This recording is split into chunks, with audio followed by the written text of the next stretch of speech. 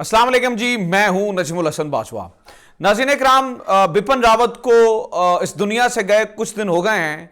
हमने हर पहलू को बड़े गौर से देखा, तहकीक की कोशिश की कि आप तक तमाम तर चीज़ें पहुंचाई जा सकें, हक़ाइक़ पहुंचाए जा सकें और कोई भी ऐसी चीज़ छूट ना जाए जिसके ऊपर गौर किया जाना चाहिए, और हमने उसे वैसे ही छोड़ दिया। मतलब हमने लम्हा ब लम्हा आप तक हर चीज़ पहुंचाने की कोशिश की। मुझे पता है कि अब बिपिन रावत का जो केस है या जो मामला है इतना डिस्कस हो चुका है, इतनी ज़्यादा हमने इस पर ऊपर गुफ्तगू कर दी है कि शायद अब मुझे बजाते खुद भी वीडियो बनाते हुए थोड़ा सा होता है कि यार बिपिन रावत से हटके कुछ और भी किया जाए।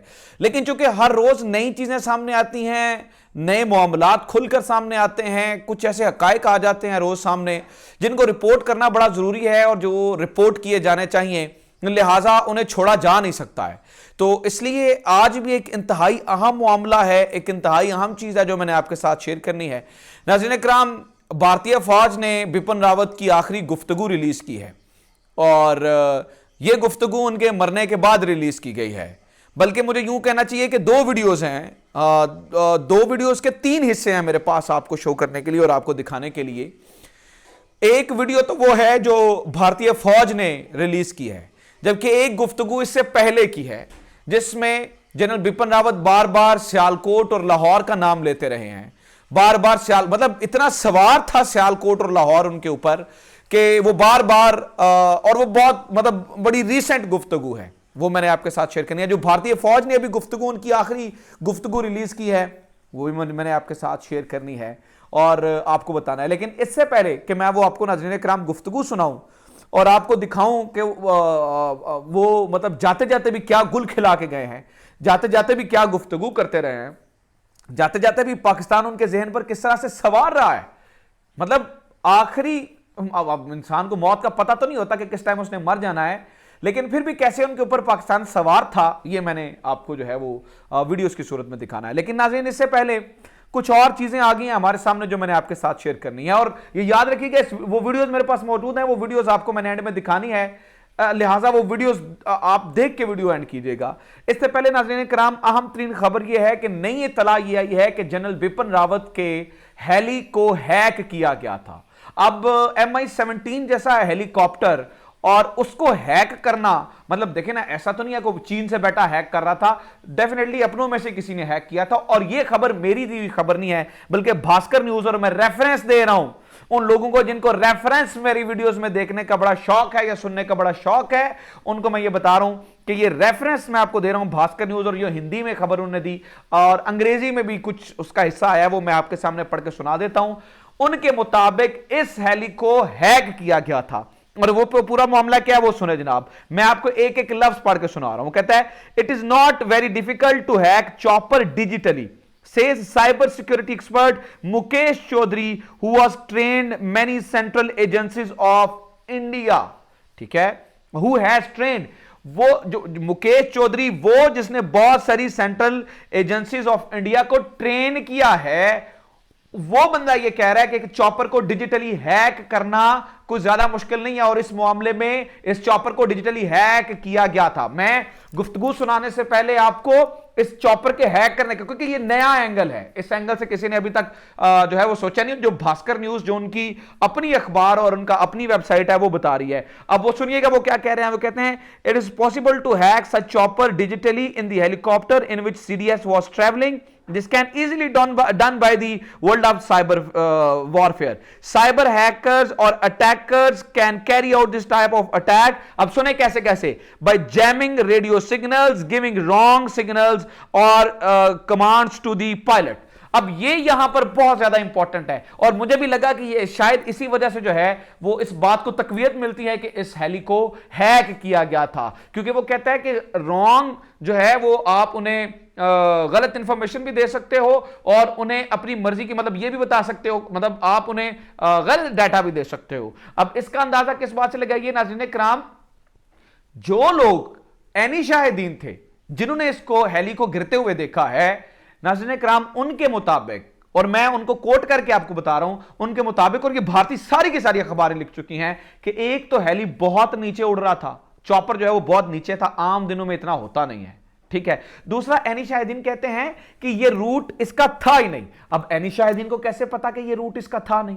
मतलब वो ऐसा तो नहीं है कि वो कंट्रोल टावर पे बैठे थे कि उन्हें पता कि इसका रूट था नहीं, मतलब एक स्टूपिड सी बात लगती है नहीं। लेकिन नाजरीन, उनका कहना यह है कि यहां से आमतौर पर भी चॉपर गुजरते रहते हैं, कोई क्योंकि ये एक हिली एरिया है तो कोई भी चॉपर हमारे गांव से गुजर के नहीं जाता।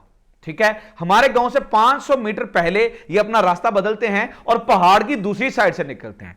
इस बार इस चॉपर में दो मसले थे, एक तो ये बहुत नीचे उड़ रहा था और दूसरा नाज़रीन इकराम ये 500 मीटर पहले जहां से इसे मुड़ के आपको उस पहाड़ की दूसरी तरफ से निकलना था, ये वहां से मुड़ा नहीं और ये सामने आता गया और जो हिल के ऊपर फॉग होती है उसमें जा चुका। तो इसका मतलब ये है, भास्कर न्यूज वाले सच कहते हैं और मुकेश चौधरी साहब जिन्होंने ट्रेन किया एजेंसीज को वो सच कह रहे हैं।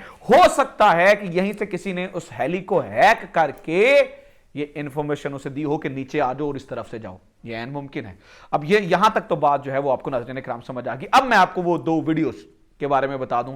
एक नाज़रीन इकराम वीडियो रिलीज की है उनके मरने के बाद, जो आखिरी वीडियो रिकॉर्ड करवाई थी जनरल बिपिन रावत ने, और वो वीडियो थी विजय पथ के नाम से, विजय पथ के दिन के नाम से। 1971 में जो पाकिस्तान और भारत की लड़ाई हुई थी और उसमें इन्होंने बांग्लादेश को बनाया था मशरकी पाकिस्तान को अलग करके। नाज़रीन इकराम, उन जख्मों को ताज़ा किया और विजय पथ के नाम से उस दिन को ये मनाते हैं। और इस दिन में नाज़रीन इकराम इन्होंने ये कहा, और जो इंपॉर्टेंट तरीन बात है और वो अहम तरीन बात है कि आज भी ये उसे सेलिब्रेट करते हैं और ये कहते हैं कि उसको मनाने के लिए इकट्ठे हों। मतलब इस बंदे को, बिपिन रावत को, वो वीडियो सामने मतलब खुद आके बोल, मतलब इन्होंने मरने से पहले इसको रिकॉर्ड करवाया था और इनका था कि हम जो है ना वो बाद में से रिलीज कर देंगे। आखिरकार ये वीडियो इनके मरने के बाद रिलीज हुई। पहले मैं चाहता हूं वो वीडियो देखें, फिर वो वीडियो मैं आपको दिखाऊंगा जिसमें ये सियालकोट और लाहौर का नाम बार बार लेते रहे। लेकिन इससे पहले नाज़रीन इकराम आप इस वीडियो को किया था।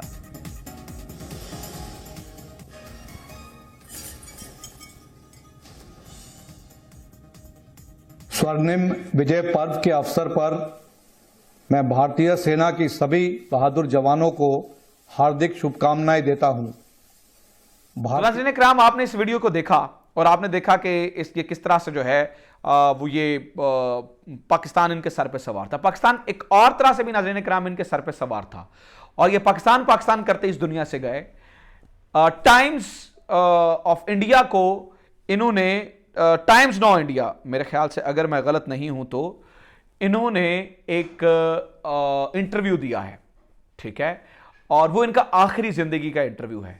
नाज़रीन इकराम, इसमें भी ये लाहौर और सियालकोट का नाम लेते रहे बार बार।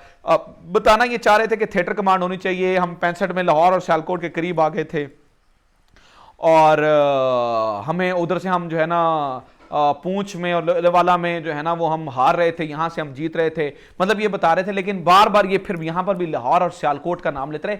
मतलब मरने से पहले भी इनके, मतलब कुछ ही दिनों के बाद ये मारे गए, उससे पहले तक भी नाज़रीन इकराम इनके सर के ऊपर पाकिस्तान बुरी तरह से सवार था। मैं ये चाहता हूं कि आप उस वीडियो को भी देखें जो इनकी जिंदगी का आखिरी इंटरव्यू है, आखिरी गुफ्तगू है। You had a Southern Army commander operating from Pune, looking at the desert sector. Now, while you were making very good gains in the western sector, we were almost knocking on the doors of Sialkot and Lahore on the western sector. But we were suffering some setbacks in the southern sector in Longewala, and initially in Bhuj also there was some action that had taken place. So what happened was the resources were diverted. Air Force was decided to Longewala because it was each, I would say, army commander, calling for assistance, and somebody in Delhi taking a call.